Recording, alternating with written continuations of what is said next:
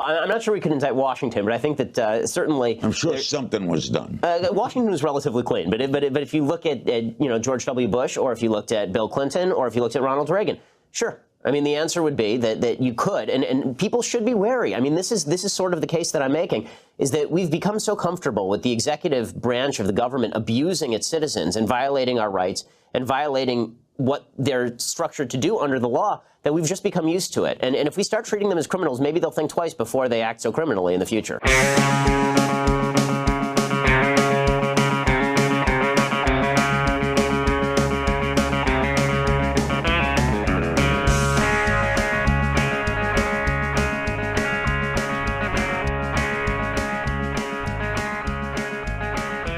Yes, folks, based Ben Shapiro there. I've often thought, I mean, I definitely think any president who does a first strike nuclear attack, that should come with an automatic 10-year jail sentence. It's that worth it to you? You want to save the world? Just pro forma, we're doing a death penalty for that, or not a death penalty, at least a 10-year sentence. We got to be reasonable. Creative thinking from the Lecky universe. No, I mean, I like it. I think it's, put your money where your mouth is on that. We'll be talking to Ben Shapiro, another logic Ben. The logical Bens. Oh, wait, go ahead. No, I just say Mr. Ben Burgess will be joining us for the post game, patreon.com/Left Reckoning. Always good to be chatting with a good buddy. There. We'll definitely have some reaction to Trump's, whatever indictment this is. I think 4. I think it's 4, right? Yeah, we'll be diving into that. Ben also has a new piece out in Jacobin on conservatives and Marxism. Going to be a lot of fun. We also have some deep dives into self-driving cars. Matt's got a little trip down memory lane with his teacher and inspiration in life, Mr. Tim Pool. That's right. Yeah, so I recently had a tweet first of all, I've tweeted this thing a number of times, which is that Tim Pool guest lectured in my class at NYU, and it was ridiculous.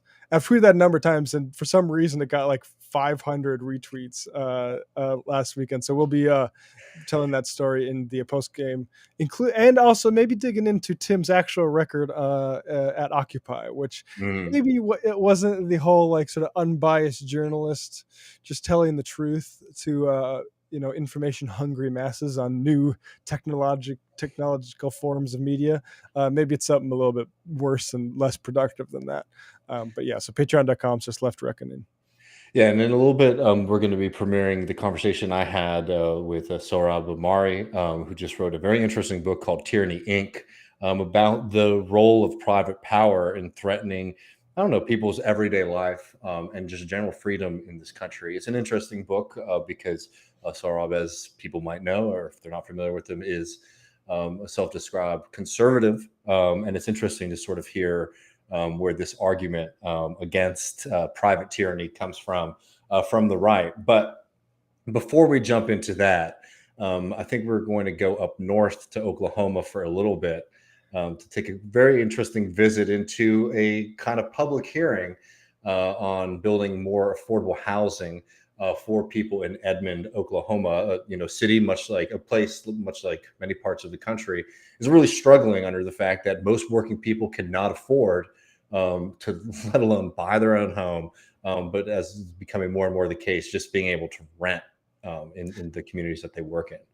Yeah, Wendy Suarez at WSUARES on Twitter posted a couple of edited TikTok style clips of a city council hearing on affordable housing. And, we were maybe, some folks thought we were overly charitable to a voter in our Patreon episode on Sunday. These are people that make my blood boil. Okay. This is where I have to really bite my tongue, and I'll let somebody else speak the response before I let it. But here's first these folks speaking at this Oklahoma City housing hearing. There was so much said tonight that was frankly embarrassing, disgusting. We come here because we want our privacy. We want our single-family homes, and we are. Again, this is edited by Wendy Suarez, which I'd love to see the style guide for editing these TikToks. Yeah. And if Vic Berger, like, Very much a big burger edit there. Our country runs on the free market. We're not a socialist communist society that our government would shape our community according to what they want. I came to Edmond. I didn't live in Edmond proper when I first came. I lived in an apartment. And then later on, I was able to move inside Edmond proper. As you progress, so is your ability to live in a certain place. That's a free society. That is what we are. We're not a socialist You back off the mic, ma'am. society. I know I can tell you I worked my butt off to get here. And I don't want to see anything happen here that could diminish our stock, our investment in this community as individual residents here. But I worked long and hard over many, many years to get there. We can't afford, for a lot of us that have invested a lot of money in our homes, that's in many cases the biggest asset we have. We can't afford to have those assets depreciated on us because of what. Now that's a very concise statement. If I could just remove anger from the situation there, because this stuff I do find it revolting that people feel like and don't quite make the connections. Like, oh yeah, this is why people are homeless. It's because of this basically distributed conspiracy that capitalism is, which is like property owners are going to be concerned with the asset value of their properties. So it's not about like, oh, this shelter, this community. It's what's the price of this that I can fetch when I want to cash out. And man, it's really revolting. Before we respond any further, there's an interesting dynamic here because we have at least the first guy speaking here is a developer, and typically I wouldn't think of developers as speaking on the side of affordable housing, but I'll just let it speak for itself. I've been a builder and a developer here in town since the 80s. I would like for some of these people that are standing up and saying, we worked hard, we worked long, to come out and work an open house with us some weekend. The Parade of Homes brings in hundreds and hundreds of people, right? Nurses, Parade of Homes, he says. Nurses, teachers, they can't afford to live here. It's sad, right? We've got to do something about affordability. This isn't about giveaways. I think a lot of people think it's about giveaways. It's not. When 75% of your workforce can't live in the town they work in, that's a sad statement. So we're here, you can't come in, attitude has got to stop. My mother raised 6 kids by herself in a house. The mortgage payment was $54 a month. She sold hamburgers for 35 cents. That was our home. And she took care of it the best she could. Fast forward 2023. My wife and I, we live in East Edmond. We're lucky. Shazam, things are different. That house is worth more than $54 a month. That doesn't mean that where my mother raised 6 kids by herself is any less. And I hear people say we worked hard to get in there. She worked hard to put that roof over our house. Stop it there. That I worked hard sentiment. Sure you did. A lot of people work hard, man.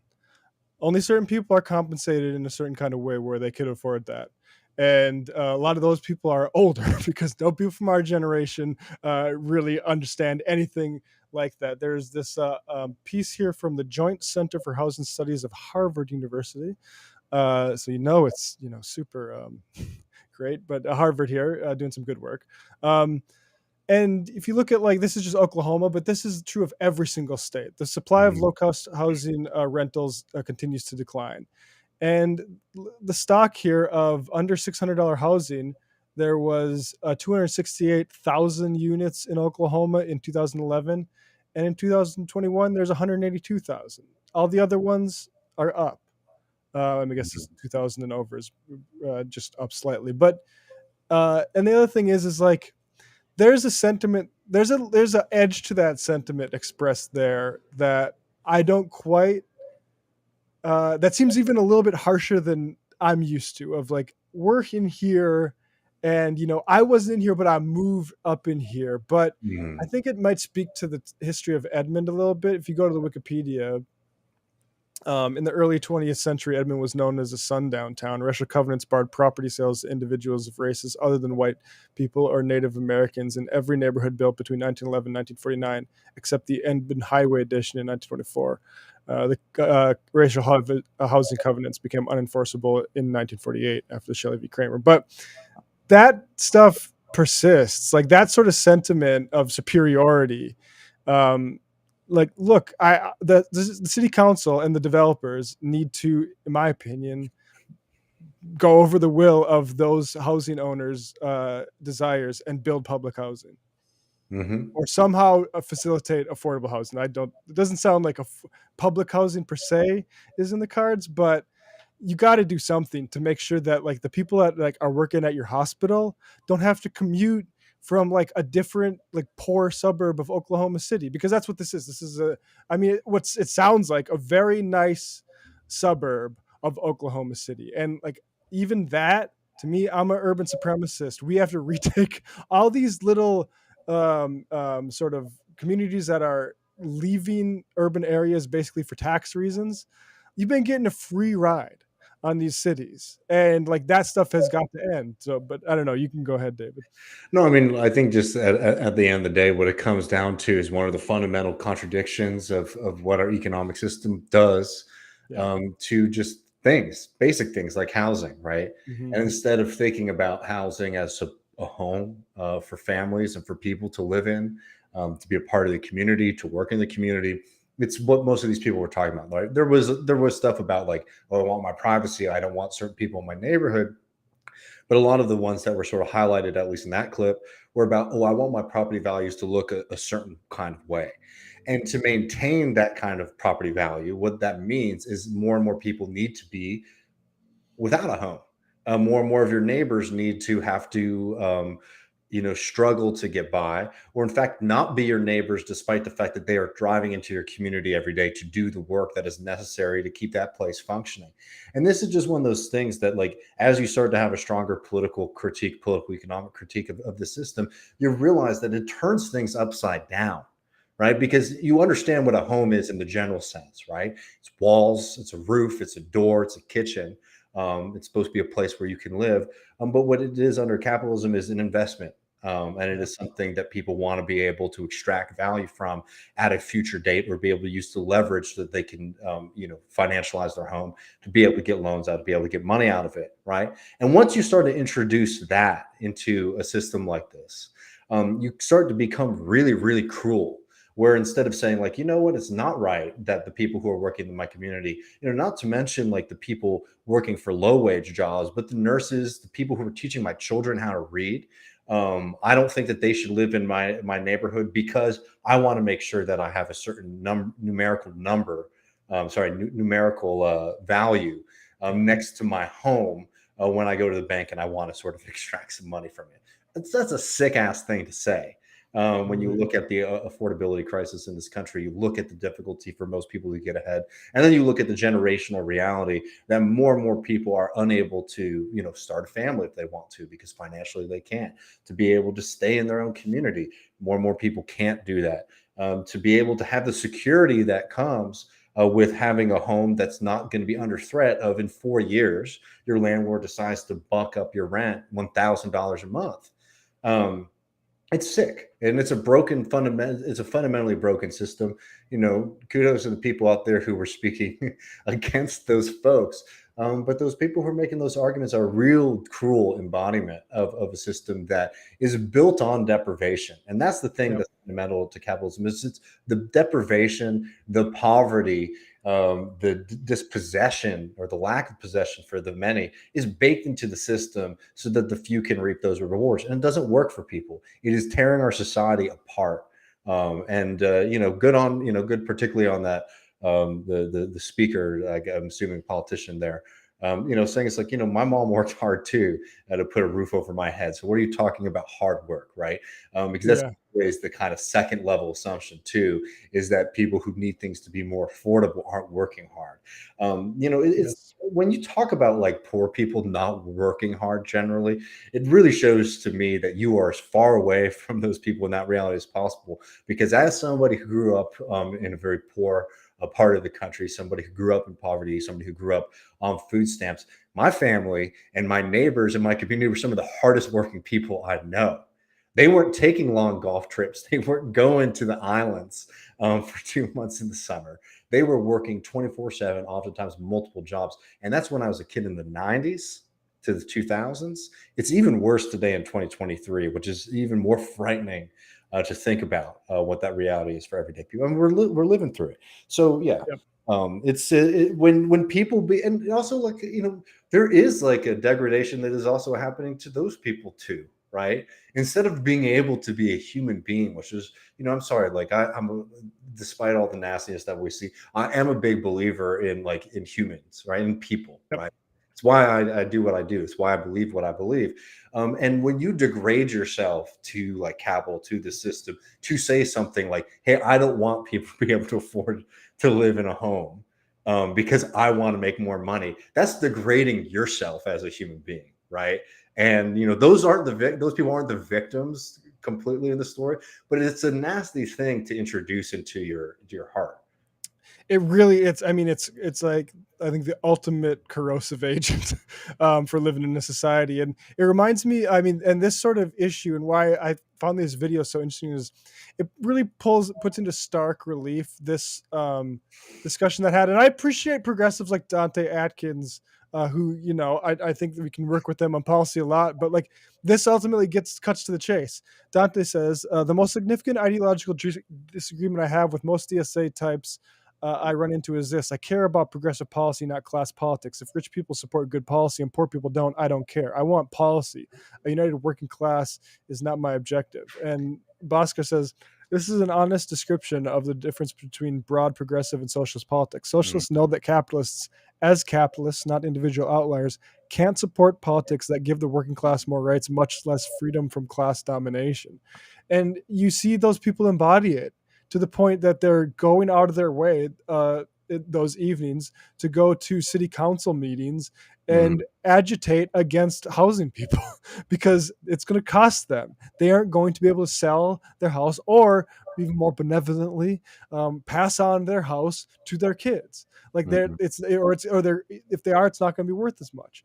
And like that is just, fundamentally, it's greed. It's we have terms for these things, and it's not positive.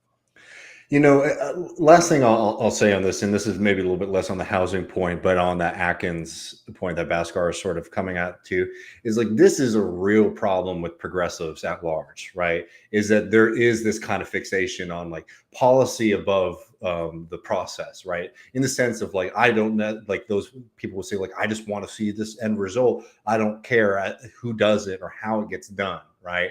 And without jumping into some of the weirder, more sinister stuff that can sometimes go along with saying, I don't care how it gets done as long as it looks a certain way. This is a fundamental problem that progressives fall into that is not solely like an issue of progressives, but it's something that progressives should not get tricked into thinking that like you see so much resentment in this country, even on policies or ideas or things that are generally morally, maybe economically correct. But there's this feeling that is being done to you, right? So instead of it being something that is like collaborative and like, oh, we want to deal with housing, so we're going to do this kind of thing. Oh, the state is coming down and telling you to do this, or the professional managerial classes coming in and telling you to do this, or the corporations coming in and telling you to do this. Regardless of what even the subject matter is, there is a lot of resentment that builds up in this system because a lot of people don't feel a lot of control over their lives. And it's not just a feeling, it's a reality. A lot of people don't have control of their lives because the system denies people basic freedoms. And I think it's really critical for progressives at large, but also socials, not to fall into this trap of misunderstanding sometimes when you see things that even you might disagree with somebody's frustration with the policy or something like that. Understand that also a lot of this stuff does come down to a feeling of a lack of control in your life, and the fact that in the experience of this sort of being mandated or pushed on you. And socialists in particular should be very, very sensitive to that, which is why instead of wanting to push forward like a top-down Fabian, for people who don't know who that is, the Fabians, where we're going to have a bunch of fancy boys come together and sort of build socialism from the top down. I reject that completely. Even if I might want some of the things that they want, because I think it's really important to build these things up from the bottom up. One, so that they have the support that is necessary to win the fight against capital and the forces that want to prevent them. But two, so that people understand these things are like our inheritance, right? So public power, public energy is our inheritance. Public housing is our inheritance. Union protections are our inheritance, and it's not just this kind of top-down mandate from some kind of metaphorical or something that feels far off from you or your influence. It's a mentality that drives me nuts, and you see it with a lot of people on the left too, from things like sin taxes, right? Or all this kind of stuff. Oh, we're going to control the behavior of people because they don't know what's best for themselves. That is just flat out bad politics, and it's a bad mentality to bring into any kind of movement that wants to liberate people. It's a bit parenthetical, but on that note, the whole behavioral economics shit, have you seen that stuff's falling apart? One of the main, I forget which proponents, maybe we'll have somebody on here, it might be an interesting thing, but one of the big, the nudge, that is Cass Sunstein. I don't know, maybe somebody in the chat knows. I still have Shadows of Doubt playing on the Twitch thing. Oops. Maybe someone in the chat knows who that was, but it was not the Thinking Fast and Slow guy, Daniel Kahneman. I can't remember, but yeah, that sort of thing. And it was interesting because those books were all the rage back in the Obama administration, and look where we are. 100%. Well, should we jump to this the interview here? A little preamble. I don't know if there's anything you want to say up top. We had Sohrab on. He wrote this very interesting book called Tyranny Inc. And he is the first conservative that we've had on the show. Probably won't be a very frequent thing. But I read his book. I found it to be very interesting, and I wanted to bring him on because it's very distinct from what you get from a lot of the right, particularly for people who know kind of my backstory. When I was younger, I sort of rebelled against some of my surroundings and considered myself to be on the right as well. And so much of the right-wing argument for poverty comes down to this. It's culture, right? It's people have a bad culture, bad mentality, and this is what creates poverty, right? And this is just the driving force of the vast majority of Republican politics. Somebody like Ben Shapiro makes these kind of arguments. Somebody like Dave Rubin now loves to make these kind of arguments. And it's BS, and we all know that. The reason that this book is so interesting, and Sohrab is an interesting person, is because he recognizes that this is just completely a false idea of what creates poverty. Is actually the system of capitalism, particularly modern capitalism, is what makes people unfree. It is what prevents people from doing things like having a family if they want to, being able to have dinner with their, classic Republican things if you just have dinner with your kids, right, your kids are going to turn out better and do better. Well, what happens when you are a worker in this country and you don't have a lot of freedom or the ability to say no to your boss when they ask you to work longer hours, right? Or you have to work another job to be able to put food on the table. So yeah, your kids are getting fed, but you can't spend any time with them because you're having to maintain this kind of system. So anyways, very interesting to talk with him. Again, obviously he's somebody on the right, so we have a lot of fundamental disagreements. But I found this to be a very unique book and worth engaging with. And I have a feeling it's probably going to be very well read and make an impact to some extent at least. So it's worth being familiar with if you don't know already. And I had a really great conversation with him. So hope you enjoy it. All right, folks, see ya.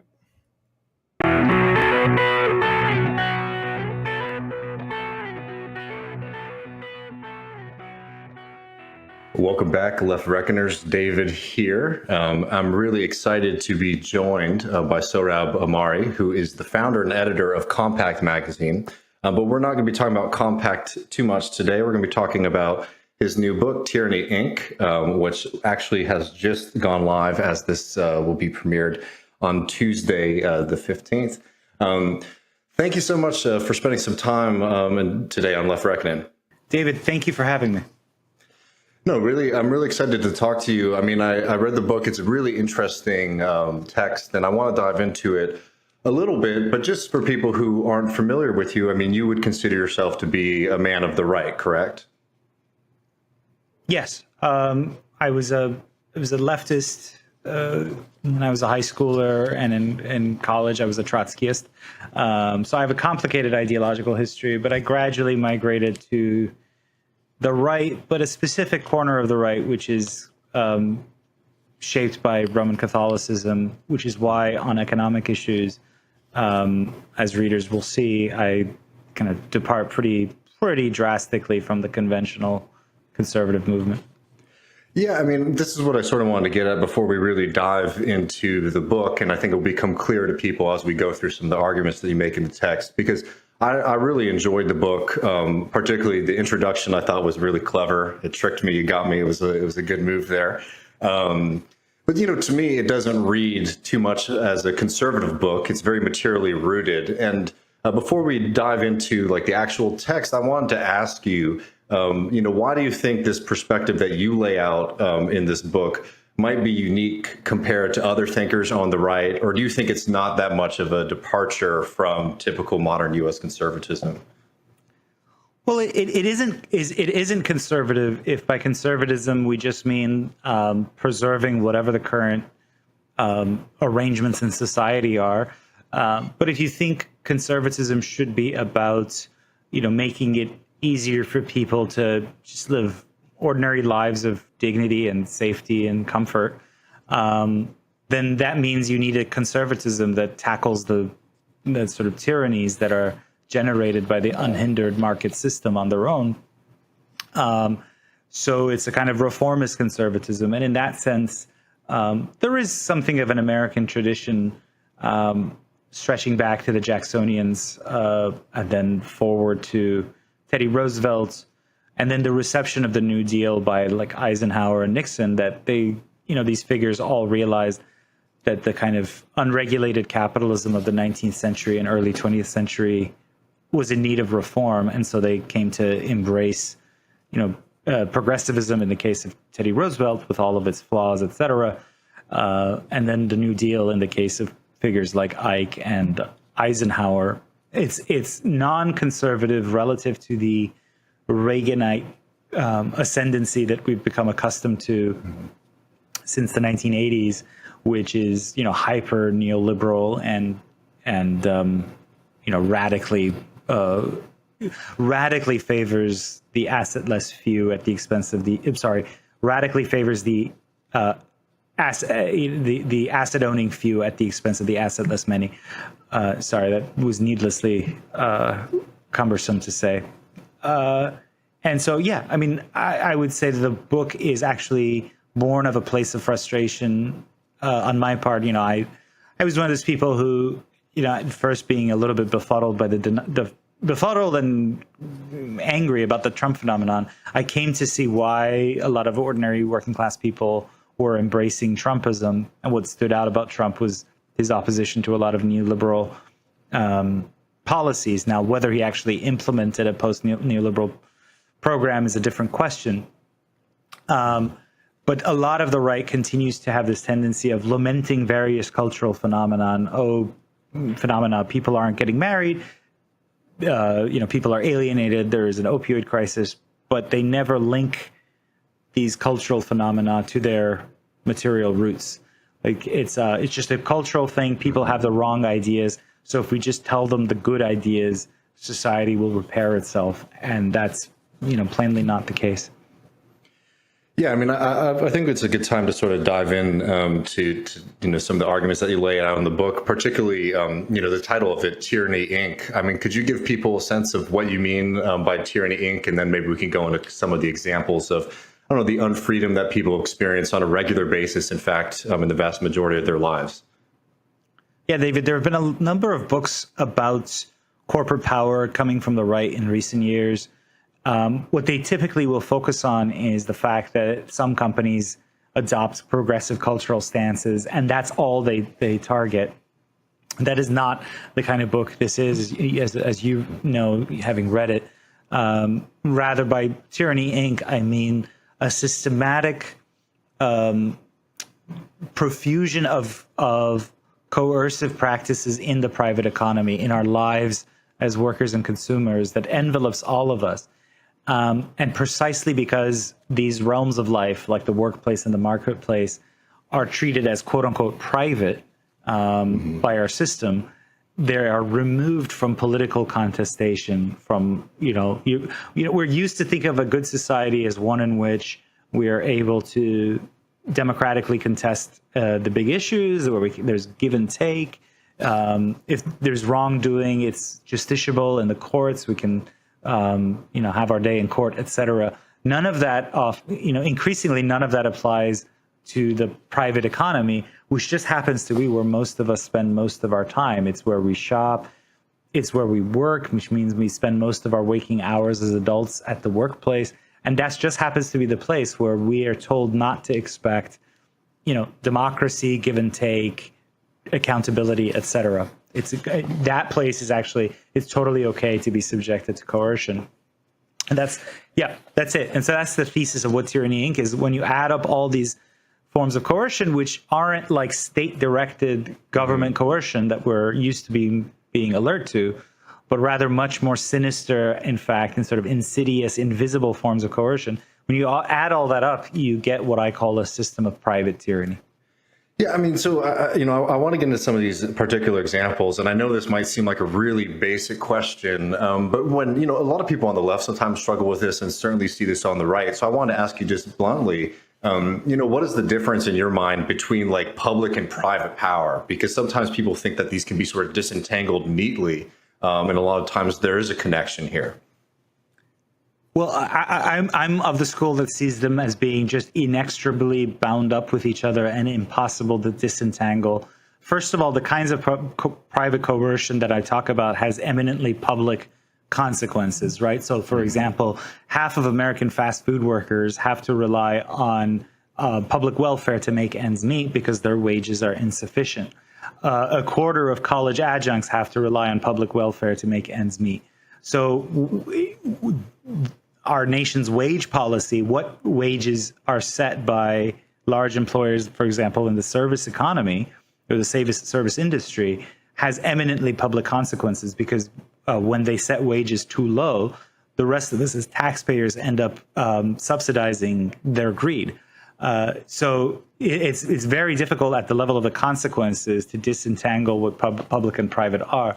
But even more, clearly in some ways, at the level of the causes, the public and private are deeply bound up with each other. Obviously, the corporate form itself is famously a creature of the state. The corporation exists because of a particular sort of legal arrangement that emerged in the 19th century.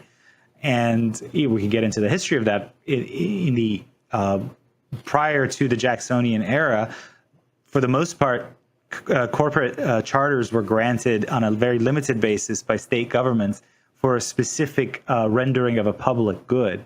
It was only after the Jacksonian era, and in some ways it was a democratization, but in some ways it has saddled us with something worse.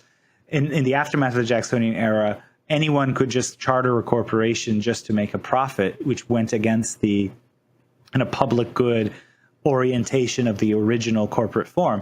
But just to say, one tiny example, the corporation, which we, are especially conservatives treat as this sort of autonomous natural being, is not. Of course, it's not. It's a creature of the state. Our bankruptcy laws, whether or not we intervene in capital markets, all of that is state-driven and state-directed in some ways.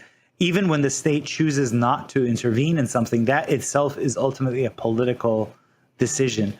So this illusion of thinking of certain things as sort of absolutely private and other things as absolutely public is a great hindrance to reforming some of our major problems. Mm-hmm. Yeah, I mean, so let's look at some of the contemporary moment right now when it comes to capitalism and work for people. I mean, one of the arguments that you sort of, I think, skewer in this in your text is I mean, typically, like you see this all the time. You know, I'm in Texas, and you know, there's a lot of horrific labor violations that people experience. Notably, for example, right now there's this big fight over water breaks, whether or not people working outside in 105-degree weather deserve to be able to drink water and get shaded. A typical response that I'll get from, you know, Republicans that I know or conservatives will be like, well, if you don't like that job, you can just go and get another one. You know, so there's this kind of thesis that, you know, you're going into a contract as equals with an employer and an employee. But, you know, if you look at the totality of modern capitalism and what life is like in this country, that kind of thought experiment level understanding of that relationship is a little bit inaccurate, in my opinion. But I'm curious if you want to give your take on that. No, it's absolutely illusory. First of all, I mean, there are two bases typically put forward by conservatives, you know, conventional conservatives, for why they should uphold what's called the doctrine of liberty of contract, which in its classic telling says that employer-employee relations are generally optimal and therefore should not be interfered with. The first one is that both sides have a mutual right to walk away from each other. So, you know, I can take a job and I can leave a job, and likewise the employer can give me a job or it can fire me for whatever reason, and this creates a symmetry. But of course, ordinary people know, like, that's not how most of us experience joblessness. We can't just say, oh well, you handed down a new term that says I'm going to now be like surveilled 24/7 in my online use. Therefore, can I negotiate this? Oh, no, then I will get another job. It doesn't work like that, because the worker is much more dependent on the employer than the other way around. So if you voluntarily leave your job, you're not entitled to unemployment insurance, whereas the employer has all sorts of options for hiring other people, because in a given labor market, there are usually far fewer employers than there are employees. So that symmetry is a formal symmetry, true, but in reality, it's a pretty hollow symmetry. It's not actually the case.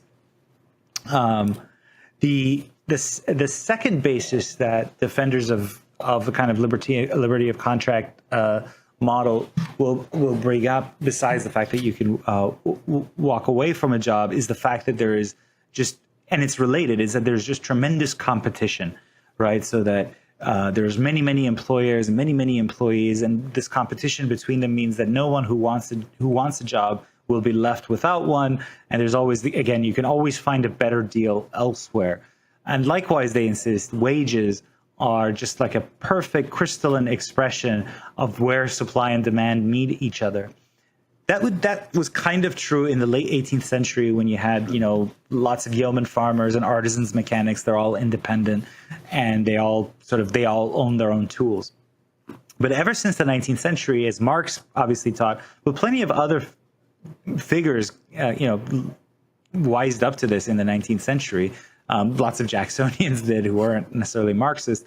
The problem was that, you know, in reality, most markets are dominated by very few employers. And when that's the case, then the wage, which is the price of labor, is not this perfect, you know, optimal expression of, you know, supply and demand. Rather, it's a relative index of bargaining power between the two sides.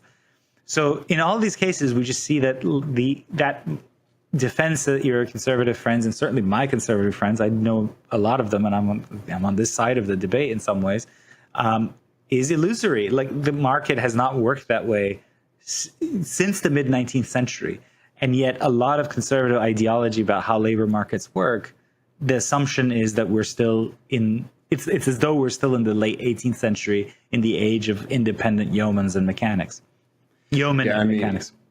No, I mean, you know, just coming from my experience, I used to work in the service industry when I was going through school, and I'll never forget one time, you know, a coworker, you know, making, you know, correct criticisms of the scheduling practices that we were experiencing, and the boss just pulled out this big binder full of resumes and threw it on the table and says, if you don't like it, you know, I'll just flip through this kind of thing, right? So the idea of these people being equals in this conversation is pretty absurd.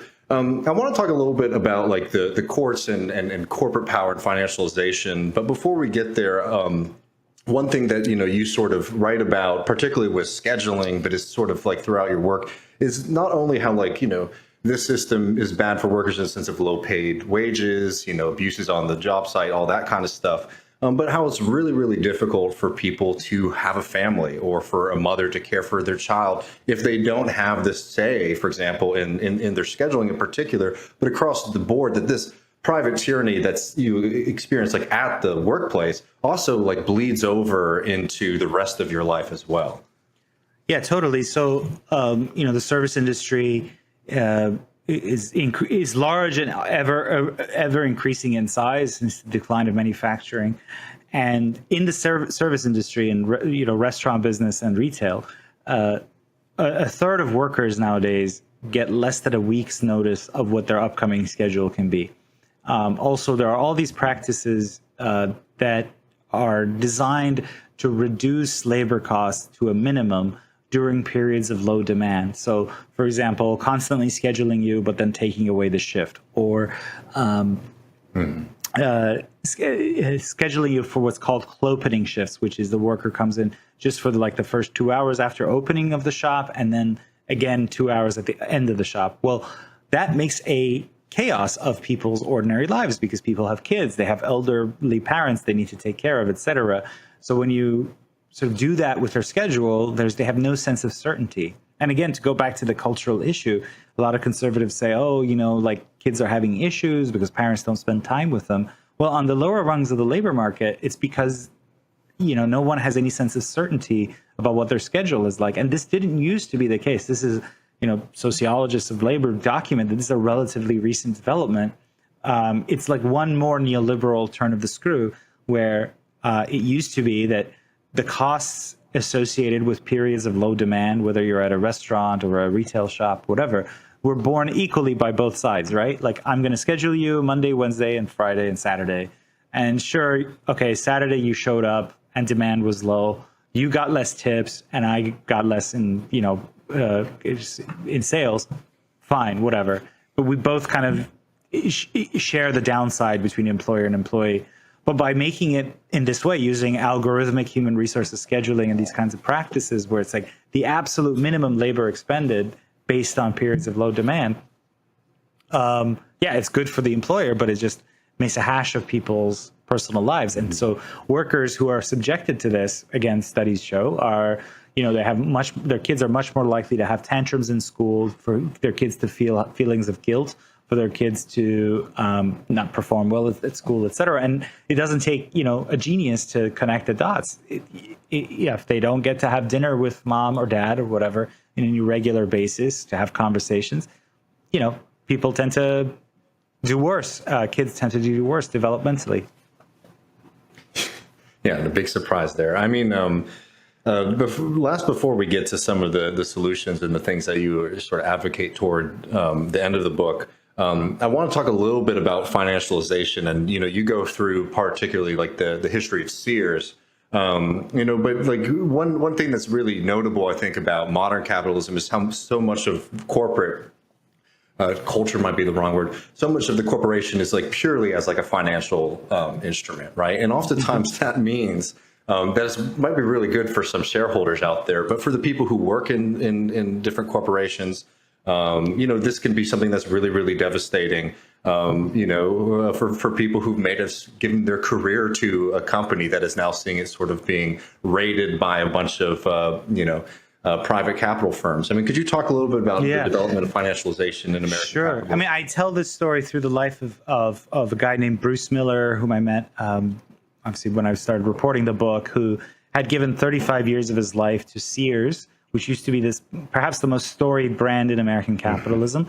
And he was, he did well with Sears, and they did well by him for a long time. He was able to buy his house, buy a truck, and he was just a stellar employee and would do extra work, and they would reward him for the extra work. Managers were, but then Sears faced competition from Walmart and Kmart, and the firm had invested too much in these other non-core businesses. Like, we think of Sears as a store, but at some point Sears adopted this strategy called socks and stocks, which meant they were in real estate, they were insurance, they actually developed an early form of the internet. They became a conglomerate, and they didn't invest enough in their core business until it was too late. But that wasn't the only reason Sears has now gone bankrupt, right? In fact, that was a minor factor. The major factor was that in its early distress at the turn of the millennium, a guy named Eddie Lampert, who's a hedge fund guru, a hedge fund guy, bought Sears and did what a lot of Wall Street types do when they take over a firm, which is to manage it for cash flow. And what that means is the bottom line is that you try to just extract as much cash as you can. So what he would do, for example, is he would buy a lot of the properties the Sears stores sat on, which the Sears owned. He would buy it from Sears and then rent it back to Sears and pocket the rent money. Also, he had all sorts of bizarre sort of ideas inspired by Ayn Rand about how to manage the company, so that he divided the company into gazillion divisions, and all of the divisions were in competition with each other, so that, you know, the appliance division would actually bill the other next door retail section for services provided. And this was his idea of like ultra competitive capitalism, making the firm more efficient. What he really was doing was just asset stripping it, so that by the end of his tenure, Sears was bankrupt, and Bruce Miller lost his home, lost his healthcare, lost his job. And this is a problem in the wider economy with what you call financialization. It's the takeover of the real economy, where, you know, we build stuff or do stuff that ordinary people can recognize as a useful thing, and increasingly subject that part of the economy to Wall Street, which is just moves money around. And the added effect really is just, shifting assets from the real economy into their own asset ledgers. It's asset stripping. I mean, it's the classic term for it. And the shocking thing is that the American corporation has been increasingly shifted toward cannibalizing itself for the sake of the financial market, right? The classic capitalist way of doing business is, you know, you have a product, you go to a bank, you borrow money, and you make some profit, and you reinvest some of that profit in your business, and then you give a sort of a dividend to your shareholders, including the bank, for they've taken a risk on you. That's how most people think most firms work, and they did work that way for a very long time. That's not how the typical American corporation works today. The typical American corporation actively corrodes its own capital base, meaning not only do they don't reinvest anything in the business itself, right? In order to make sure a business continues to thrive, you have to replenish the capital stock. Okay, the buildings were down, you have to repair them or buy new ones, or blah, blah, blah. They don't do that. They just keep returning money to Wall Street. And so what that does, of course, is just, it means that those firms go out of business eventually, because if you don't invest in a business, it goes down. And it just means that assets are transferred from communities, from workers, et cetera, over to Wall Street. It's a widespread pattern, so that it used to be most American firms were sustainers. They would sustain themselves. Today, more than half of American corporations are eroders or corroders. They're eating away at their own capital base to service Wall Street, rather than Wall Street serving the real economy. Yeah, I mean, an example we always talk about on the show is, you know, dropping like the climate change implications of oil drilling and all that kind of stuff. When there was the gas prices, price crisis, and the price of gasoline, you know, fell, and all the major corporations were basically trying to pay people just to store their gasoline. You know, they took a big hit with like those financial interests.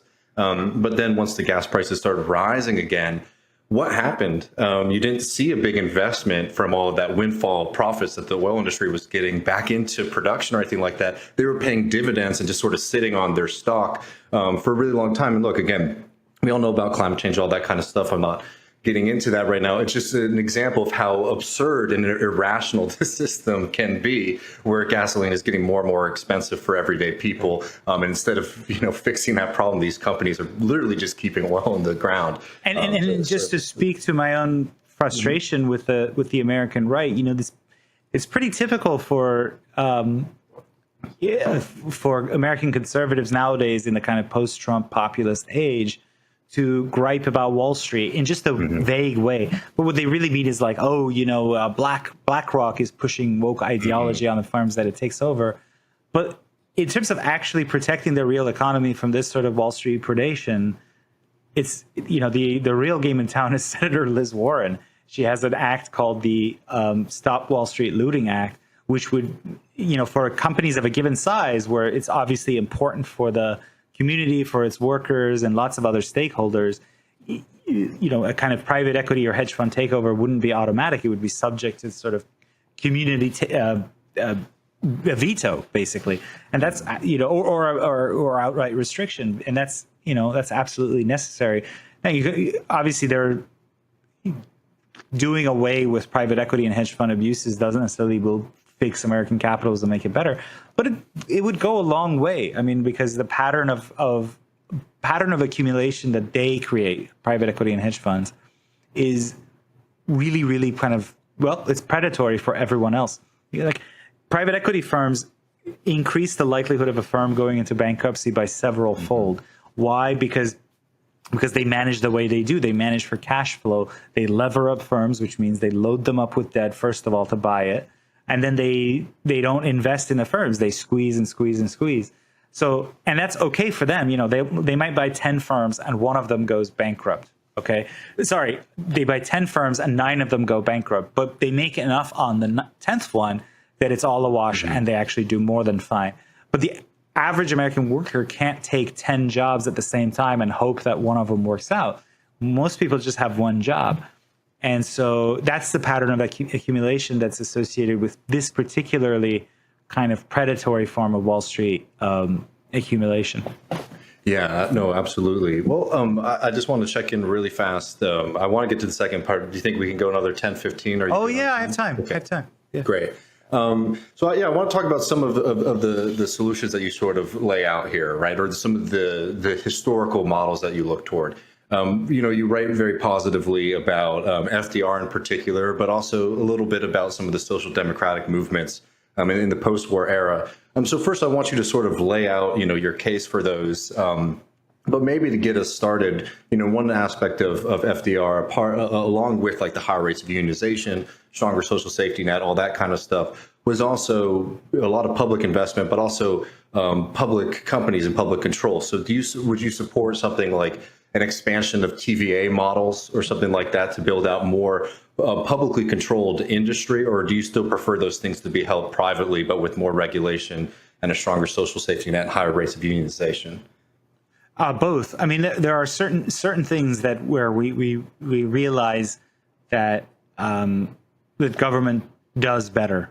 Okay, so like a lot of network industries, like railroads, we're actually so if you're this is a good. Sorry, I'm jumping across the Atlantic, but like Britain's trains ran much better when there was just one nationalized, or a few kind of cartelized train firms, as opposed to a gazillion lines that are competitive with each other, right? It just, if you want to get from A to B to C, and if going in a circle or whatever geographic shape you can imagine, it's more rational for that to just be owned by the same company rather than you taking a, one private line A and then have to shift to private line B and have different ticket systems. It just makes more sense to have one. So I'm not like automatically opposed to nationalizing certain things. Healthcare should absolutely be nationalized. I favor Medicare for all. I'm on the record saying that there are certain things that just should not be privatized. I have a chapter on the book, as you know, about the privatization of emergency services and firefighting, which, I mean, the really shocking part is not just that these services are becoming privatized, but that private equity is taking them over and running them to the ground the same way they might do with like Sears. But the still more shocking fact is that the public workers' own pension plans are investing in the same private equity funds that are in the business of privatizing their own jobs. So workers' capital is coercively being used against them for their own dispossession. So firefighting, water, et cetera, all of this should return to the public Just like ordinary Americans think, like if you ask an ordinary American, should your water company be owned by a private equity fund on Lexington Avenue, they would all be horrified. Of course not. You have this sense that, and so I favor TVA type developments for sure. Yes. Okay. So I answered that part of your FDR question. Yeah, no, I mean, but the other side is like, I mean, this is a very different kind of argument again than you would get from people generally on the right, that there is a kind of call for a revitalization of that kind of FDR New Deal return to politics, in society at large. I mean, I was just wondering, for people who are less familiar with your work, haven't read the book yet, if you could sort of lay that out. And also, I mean, like how this ties in, to, your conception of yourself as somebody on the right? Like, where is the right-wing argument for that kind of policy or politics? Yes. So I divide up America's economic history into 3 stages broadly. The first is the competitive or classical liberal stage, which is what reigned, from the founding until the New Deal. And that was a sort of deeply crisis-ridden capitalism of the competitive era. Not only was it brutal on workers, but it's characterized by lots of irrationality. When you go back to the rail example, a quarter of American rail companies went bankrupt by the final quarter of the 19th century. Why? Because the competitive model isn't good for rail. Lots of people build up rail and then they overbuild up, and then services aren't used, or there's too cutthroat competition on price, and firms go out of business, and it hurts everyone. So that was the characteristics of 19th century American capitalism. Of course, it's banking crises and frequent currency issues and so on and so forth. So in the beginning of the 20th century, with figures like Woodrow Wilson, Herbert Hoover, and of course Teddy Roosevelt, and then the other Roosevelt, FDR, there was all this sense that, okay, the competitive model doesn't work, that there are things that markets don't do well. In fact, there are harms that the markets inflict on the political community, and the political community has the right and the duty to bring the market under greater political control and to forge something like a class compromise model, which was what prevailed in the United States from like the 1945 to 1973. And I think it went on a bit longer in Europe until the neoliberal counterpunch. And then came neoliberalism. So the 3 characteristics of each, or the characteristics of each of the 3 stages is classical liberalism says, leave the market alone, let the market be autonomous. Now, of course, the market system itself, as we discussed earlier in the podcast, is itself a product of state coercion. So there's a nonsense element to that, because the system itself came about and is sustained by state coercion through things like bankruptcy laws and blah, blah, blah that we discussed. So it's illusory, but they pretend like the market is this autonomous thing. The social democratic state says, okay, the market needs to be brought under a greater degree of political control, the fundamental aspect of which is empowering the relatively powerless. So especially the Wagner Act, the Fair Labor Standards Act, all of these make it easier for workers to mount countervailing power. The third stage is neoliberalism, which is the counterpunch of capital, frankly. And the goal there is not just to have the market left alone but by the state, but to increasingly transfigure the state in the image of the market, so that public goods become more and more privatized. Issues that used to be up for political contestation between classes become more and more private issues that you can't have a say over. You can't have a say over your factory getting shipped to offshored. You can't have a say over how your scheduling is grinding down your ability to interact with your kids. All of this becomes your individual responsibility to strike better work-life balance, et cetera, et cetera. So this is the neoliberal model. So I think of the 3 of those, the one that's most promising, although it seems like it's the exception, is that model of the New Deal order, social Christian democracy, as it was called in Europe. Of course, the model somewhat varied, but the idea was just that, the market is a tool. It is not a thing to be made a fetish of, and the ultimate goal of society is to secure the common good of whole. Yes, markets do certain things well, but there has to be kind of greater political control over it. And that political control, I mean, the most important aspect of it is a more heavily unionized labor force. And it worked really well. I mean, it was I don't romanticize that era. It certainly had its flaws. Racially, it was still tainted by legal discrimination and so forth. But as to the crises that had sort of boiled over in the Great Depression and World War II, the social democratic model, the New Deal model, addressed a lot of them very well. And the crises of that model in the 1970s were sort of were bad, but they weren't like irreparable. And yet the neoliberals, Reagan, Thatcher, and the kind of their pet theorists like Milton Friedman, Hayek, etc., used the relatively minor crises of the social democratic model to completely sort of return to the older, and even go further than that, because as I said, neoliberalism governs society by the market, as Michel Foucault said. And so I think my preference, just to lay my cards on the table, and I think some of your left viewers and listeners will disagree with this, I think I'm not for the abolition of one class by the other, or the total abolition of private property for all sorts of moral and sort of philosophical commitments. But rather I favor the class compromise model that was represented by the New Deal order. Yeah, well, so I'm just going to sort of lay this out, because I'm just, Go for it. It's interesting to hear, to speak with you and to hear your perspective on this kind of stuff, because, I mean, just really briefly, would you consider yourself to be a populist necessarily, or, which I know is loaded? Yeah, I mean, in the sense that I think, if populism just means that, government should seek to do what the majority want, I think that's right. I think above all, I would describe myself as a kind of Catholic New Dealer, Catholic Social Democrat. It's a pretty familiar figure not too long ago. No, true. No, I mean, I lay that out just because a lot of this program is sort of looking at like what we would call the populist moment, or like the past 10 years of populist politics, both left and right. And, I'll just do the briefest like breakdown of like, our thesis here, which is that, populism in the sense of like, yeah, we want to do politics for the people is all grand.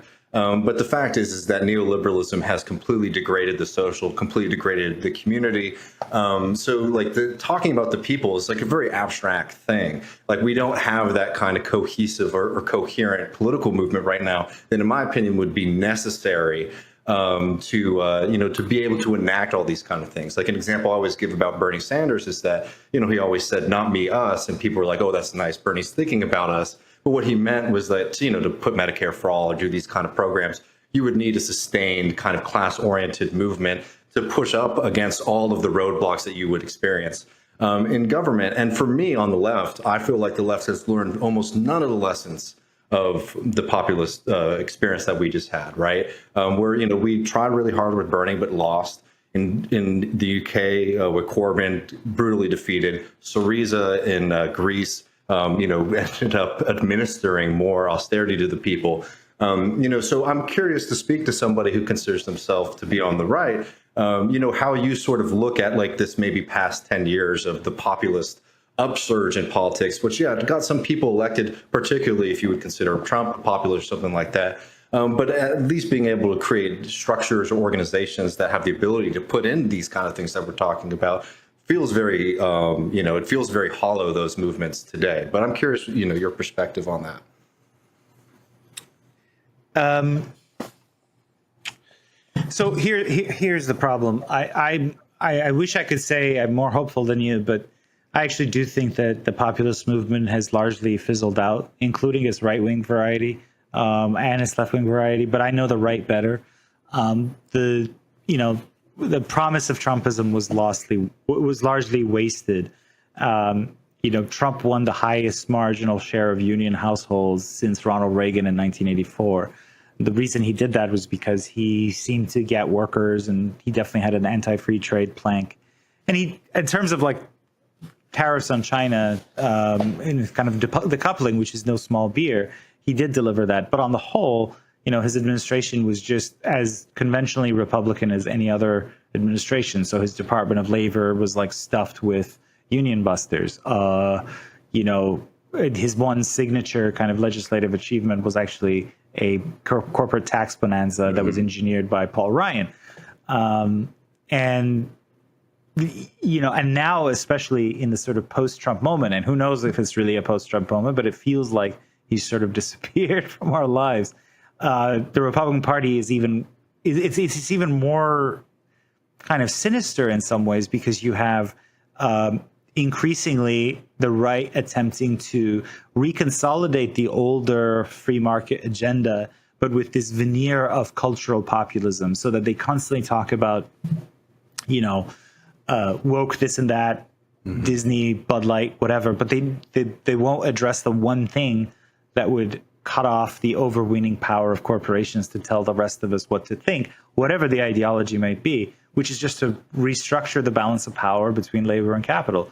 Instead, it's just like, boycott this and that, or go after Disney's, whatever. It would not address any of those kind of fundamental structural issues. So I can diagnose that from the right. I don't know, you probably have a better diagnosis of why it failed on the left. But on the right, yes, a lot of working class people are voting for the Republican Party. That happened in 2016, as I said. It was the white working class. And then in 2020, Trump not only consolidated the white working class, but he made significant inroads among people of color, working class people of color. Particularly in Texas. Oh, yes. Oh, yeah. And the Rio Grande Valley, where I used to live, for example. But here's the problem.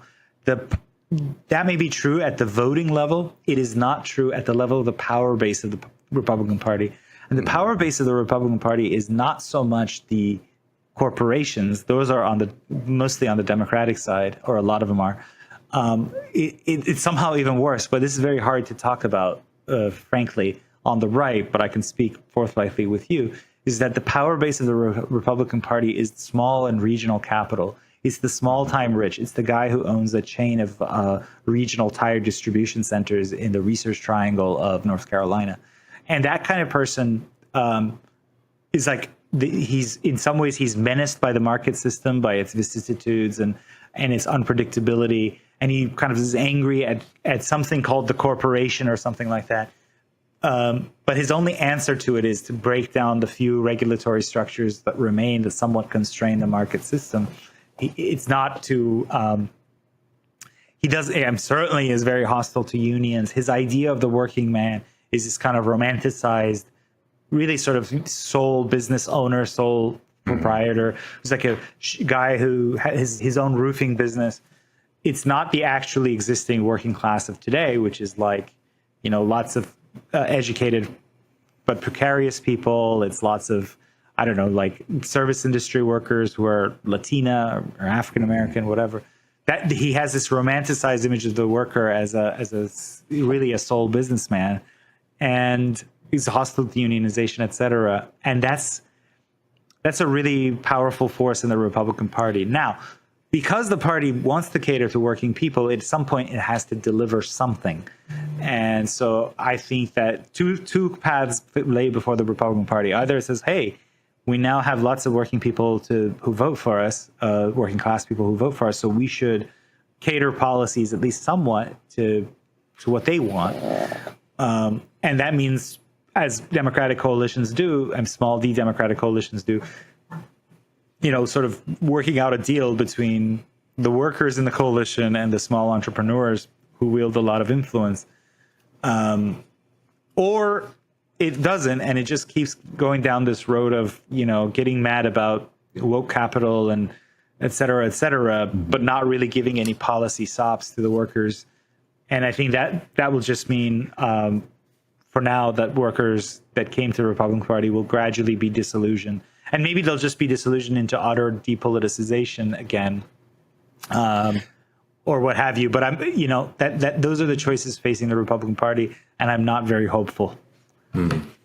Well, I mean, it's definitely it's been such a pleasure speaking with you, and your book was a very interesting read. People can get it now, Tyranny Inc.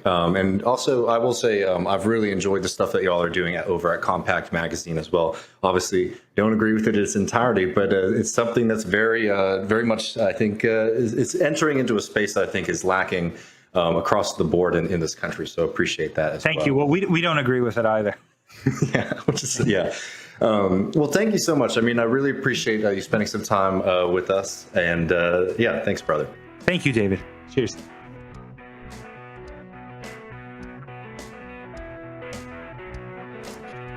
Good job, David. All right. Yeah, Matt. I mean, I know. All right, I'm too big here. There we go. I know you weren't present for the interview because you were at Majority Report, but I don't know if there's anything you want to add to that. Yeah, I probably should have said up front that it wasn't out of a protest because David was talking to a guy in a suit and tie.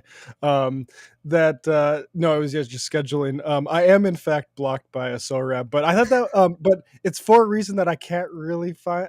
I will call it a square because he deleted the tweet that I was responding to, and I was rude, but I think it might have been his. Matt, you can be a little prickly online, I will say. Of course, exactly. Yeah, I mean, it comes with territory. But I thought that was a delightful conversation, and I think it is in the spirit of our kind of TMBS lineage. We often had conversation with Luke. I forgot, what he's up to. Remember Michael's conservative friend Luke, as opposed to. Yeah, I don't remember, but yeah, I mean, but for me, I mean, like, sorry, But I just want to say, I'll wrap it up quick. Like, I think it's very interesting. I think it's going to be interesting for, not for everybody, but for a certain type of person that I think we want to, that is concerned about this, that maybe is pre-ideological in a certain way.